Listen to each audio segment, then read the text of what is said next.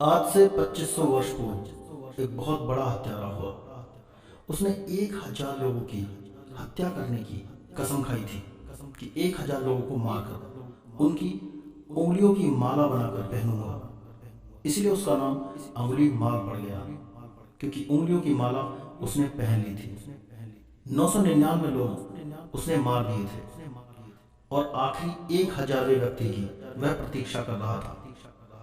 वह जिस जंगल में छिपकर बैठा था वहां कोई आता जाता नहीं था। उसकी माँ भी वहां जाने को राजी नहीं थी। बुद्ध उस रास्ते से गुजरते थे तो लोगों ने कहा कि आप ना जाएं।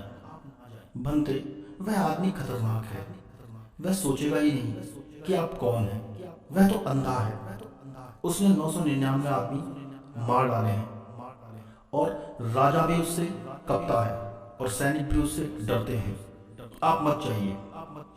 लेकिन बुद्ध ने कहा, अगर मुझे पता नहीं होता तो शायद मैं नहीं जाता, लेकिन अब मुझे पता है कि वह बेचारा आखिरी व्यक्ति की प्रतीक्षा कर रहा है। 999 उसने मार डाले हैं, उसे 1000वां आदमी चाहिए। उसकी प्रतीक्षा का क्या होगा, यह भी तो जरा सोचो। तो मैं जाता हूं। बुद्ध अकेले ही जंगल की तरफ चले गए। वहां अंगुलीमाल फर्शे पर धार रखने लगा, यह देखकर कि कोई आ रहा है। लेकिन वह भी बहुत आश्चर्यचकित था, क्योंकि वर्षों से उस रास्ते पर कोई आया ही नहीं था। ये कौन नासमझ मरने आ रहा है। और उसने गौर से देखा कि उस व्यक्ति ने गहरे वस्त्र पहन रखे हैं, मतलब कोई सन्यासी आ रहा है। उसने सोचा, गया ये बेचारा काम से, इसको कुछ पता ही नहीं है। शायद गांव के लोगों ने इसे कुछ नहीं बताया, इसे कुछ मालूम नहीं।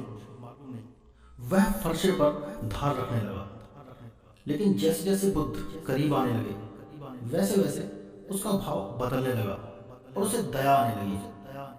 उसने सोचा अपने मन में कि अंगुलीमाल, ये तुझे हो क्या रहा है।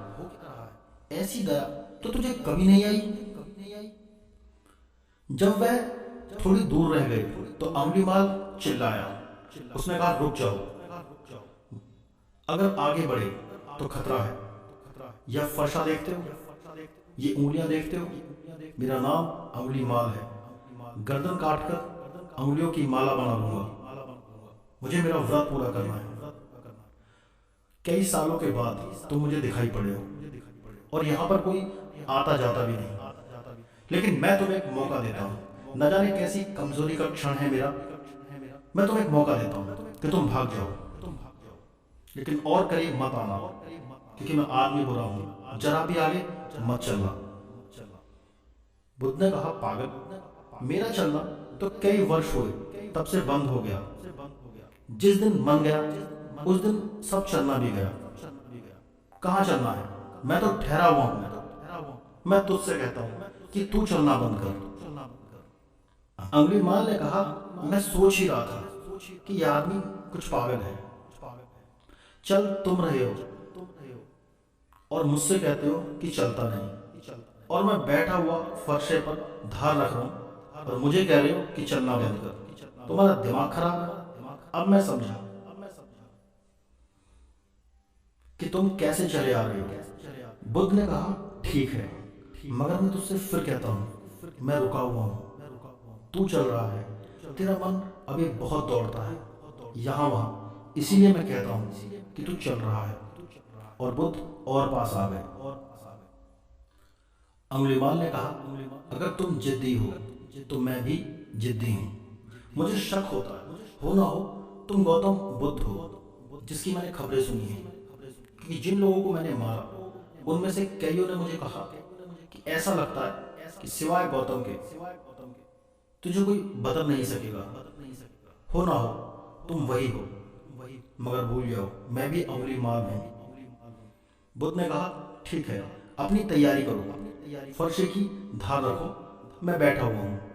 और वो बैठ गए शांत। अंगुलीमाल फर्शे पर धार रखता है, क्योंकि कई सालों से कोई आया नहीं था तो फर्शे पर जंग चढ़ गया था। वो बख्शने लगा कि बात क्या है। क्योंकि उसका दिल बैठा जा रहा है, उस आदमी की तरफ बड़ा लगा हुआ जा रहा है। तो वह थोड़ी देर और करने लगा फरसे पर धार रखने में कि जी ले कुछ समय और, फिर यह मर जाएगा।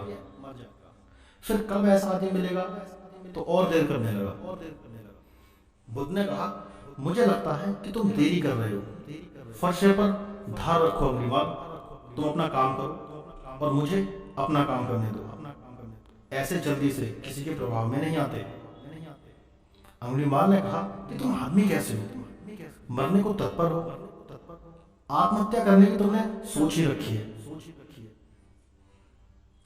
लेकिन उसका दिल बदल गया है, फरसे पर वो धार बेमन से रख रहा है। फिर धार भी पूरी हो गई। फिर उसने बुद्ध से पूछा, अब क्या विचार है? बुद्ध ने कहा, विचार की संभावना कहाँ है? विचार तो मैं छोड़ ही चुका हूं अंगुलीमाल, और तू जिसे मारेगा वो मैं नहीं हूं, और जो मैं हूं उसे कोई मार नहीं सकता।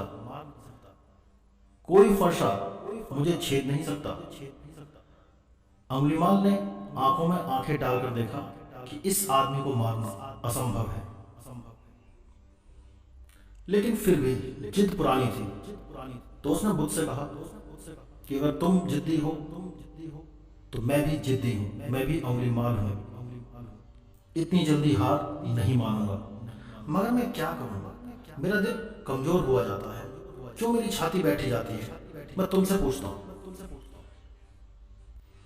बुद्ध ने कहा, इसका कारण है, मारने में कुछ कला है ही नहीं अंगुलीमाल, ये तो बच्चे भी कर सकते हैं। तेरे सामने एक वृक्ष है, इसकी शाखा काटकर मुझे दे। तो अंगुलीमाल ने फरसे से शाखा काटकर दे दी। बुद्ध ने कहा, अब तू इसे वापस जोड़ दे। उसने कहा, ये कैसे हो सकता है? बुद्ध ने कहा, काटना मारना तो बहुत आसान है, जोड़कर कोई आदमी महान बनता है। अब तू मेरी गर्दन काट दे, बात खत्म हो गई। मगर याद रख, जिन गर्दनों को जोड़ नहीं सकता उन्हें काटने का भी तुझे कोई हक नहीं है। और जोड़े तो कुछ बात हुई, दुनिया तुझे याद रखेगी। अंगुलीमाल ने फरसा एक तरफ फेंक दिया और बुद्ध के चरणों में वह गिर पड़ा, और वो अंगुलीमाल बुद्ध का भिक्षु हो गया। उसका भय ऐसा था कि जब खबर नगर में फैली कि बुद्ध तो मारे नहीं गए, उल्टा अंगुलीमाल ही मारा गया, तो खुद सम्राट अजात शत्रु उसे देखने आया। अजात शत्रु तक के प्राण उससे कपते थे। वो आया और उसने कहा, भंते, मैंने सुना है अंगुलीमाल भिक्षु हो गया है। विश्वास नहीं आता। अगर ये हो सकता है तो कुछ भी हो सकता है। विश्वास नहीं आता, मैं मान ही नहीं सकता। बुद्ध ने कहा, आप माने या ना माने। वो भिक्षु पास ही बैठा था, पंखा कर रहा था। ये सोचकर कि अंगुलीमाल है, अजात शत्रु ने अपनी तलवार निकाल ली और उसने कहा, खतरनाक है ये आदमी, हो सकता है कि इसने कोई धोखाधड़ी की हो, बैठा हो बन के भिक्षु और एकदम हमला कर ले। बुद्ध ने कहा, तो तलवार भीतर रख, तलवार की कोई जरूरत नहीं है अजात शत्रु। ये अंगुलीमाल अब वो अंगुलीमाल नहीं रहा। जब अंगुलीमाल गांव में भिक्षा मांगने गया, जैसे कि सभी भिक्षुओं को जाना पड़ता था, गांव के लोगों ने दरवाजे बंद कर लिए, दुकानें बंद हो गई, लोग अपनी छतों पर चढ़ गए और लोगों ने पत्थर इकट्ठा कर लिए। और कहते हैं, जब अंगुलीमाल बीच सड़क पर था तो लोगों ने पत्थर मारे। अंगुलीमाल बीच में ही खड़ा रहा, सिर पर पत्थर गिरते रहे और लहू बहता रहा, और वो कहता रहा, बुद्धम शरणम गच्छामि, संघम शरणम गच्छामि, धम्मम शरणम गच्छामि। ऐसा कहते कहते वह नीचे गिर गया। बुद्ध को खबर मिली तो वह आए। आखिरी घड़ी थी। बुद्ध ने कहा, अंगुलीमाल, तेरा क्या भाव है? उसने कहा, आप और पूछते ठहरे हुए का क्या भाव, रुके हुए का क्या भाव, तेरे मन को कुछ हुआ अंगुलीमाल? अंगुलीमाल ने कहा,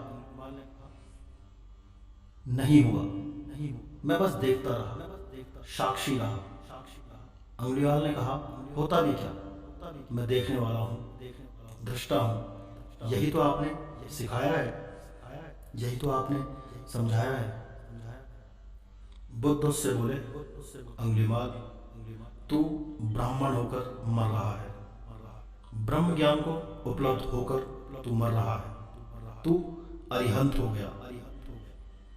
ऐसा जब अंगुलीमाल मर गया और भिक्षुओं ने पूछा, बनते अंगुलीमाल मरकर कहाँ उत्पन्न हुए होंगे?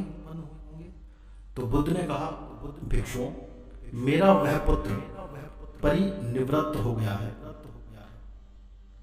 परिनिर्वाण को उपलब्ध हो गया है, अब उसका कोई जन्म नहीं होगा, वो जन्म और मरण के पार हो गया है, अब वह वापस नहीं लौटेगा। भिक्षुओं ने कहा, भंते, इतने लोगों को मारकर परिनिर्वाण को उपलब्ध हो गया? भिक्षु को भरोसा न आया। बुद्ध ने कहा, हाँ भिक्षुओं, सोए सोए उसने बहुत पाप किए, लेकिन जागकर पुण्यों से उन्हें काट डाला, ऐसे वह शून्य भाव में डूबकर निर्वाण को उपलब्ध हो गया है। लेकिन भिक्षु ने फिर पूछा, भगवान, उसे तो ज्यादा समय भिक्षु हुए भी नहीं हुआ था, उसने पुण्य किए ही कहाँ? बुद्ध ने कहा, कभी कभी एक पुण्य का छोटा सा कृत्य भी अगर समग्रता से किया जाए तो सारे पापों को नष्ट कर देता है, काट डालता है।